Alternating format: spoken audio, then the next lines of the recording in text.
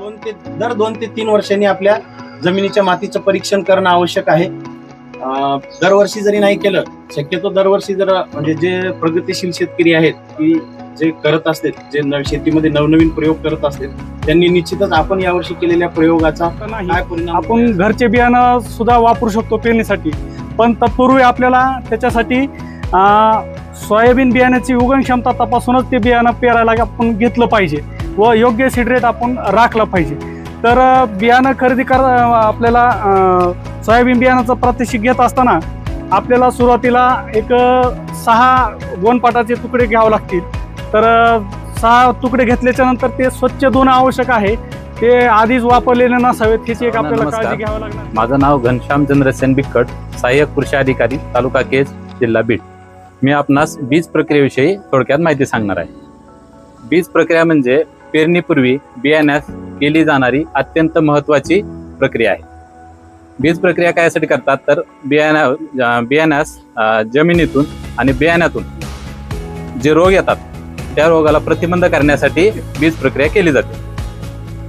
जसं आपण लहान मुलांना विविध आजारापासून वाचवण्यासाठी लसीकरण करतो, त्याचप्रमाणे पूर्व प्रशिक्षण यामध्ये आपण रुंद सरी वरंबा पद्धत, इंग्लिशमध्ये त्याला BBF म्हणतात.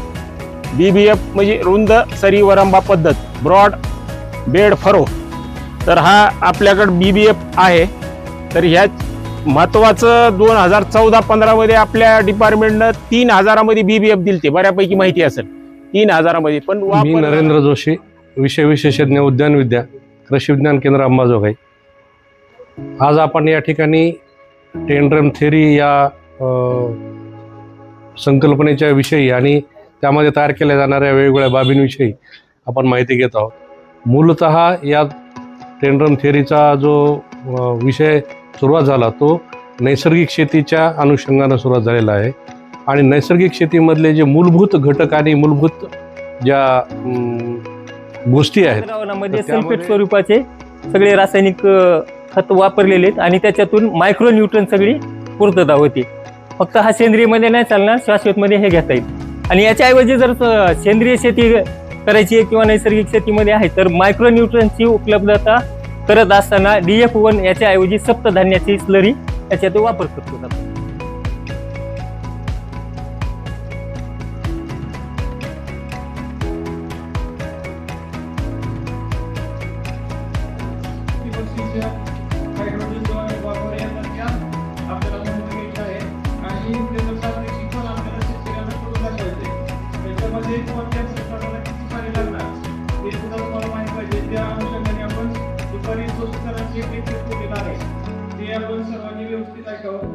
त्याचबरोबर अल्निनो बाबतच्या कृत्या करण्यासाठी शिवार पेरी. अल्निनोच्या बाबतीत ही चालू वर्ष आपल्याला एक मोहीम घ्यायची आहे. आपल्याला गावामध्ये शिवार फेरीचं आयोजन करायचं आहे आणि त्याच्या माध्यमातून म्हणजे प्रत्येक पिकाचं जे उत्पादन, त्याची जी उत्पादकता आहे ती वाढवण्याच्या दृष्टिकोनातून तंत्रज्ञानामध्ये ती पुढच्या काळात आता भारत सरकारनं ठरवलं बदल झाले पाहिजे. आणि हा फॉर्म्युला आता ऑल ओव्हर इंडिया हा फॉर्म्युला लागू होणार आहे PQPS चा. त्याच्या दृष्टिकोनातून सगळ्या योजनांची कोण चालू आहे आपल्या केंद्र सरकारच्या योजनांची. प्रोडक्टिव्हिटी वाढवण्याच्या दृष्टिकोनातून सगळं नवीन तंत्रज्ञान त्या शेतकऱ्याच्या घरात उतरवणे. दुसरं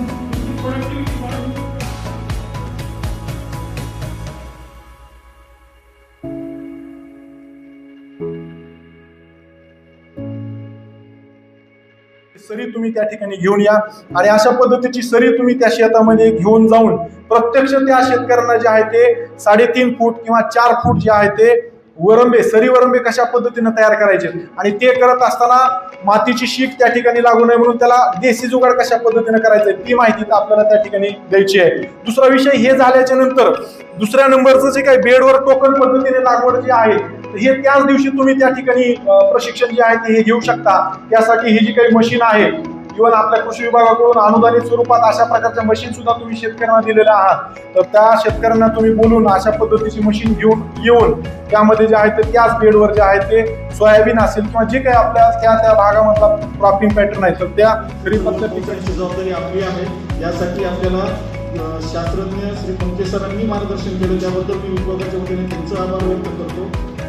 त्यानंतर दुपारच्या सत्रामध्ये BBF तंत्रज्ञान ते कसं शेतकरी त्याला टाळतो आणि त्याला कन्व्हिन्स कसं करायचं, त्या सगळ्या गोष्टी आपल्याला रेणापूरकर सरांनी त्यांच्या मार्गदर्शनामध्ये स्लाईडच्या द्वारे आपल्याला सांगितलेलं आहे. तर मी योगाच्या वतीने त्यांचेही आभार व्यक्त करतो.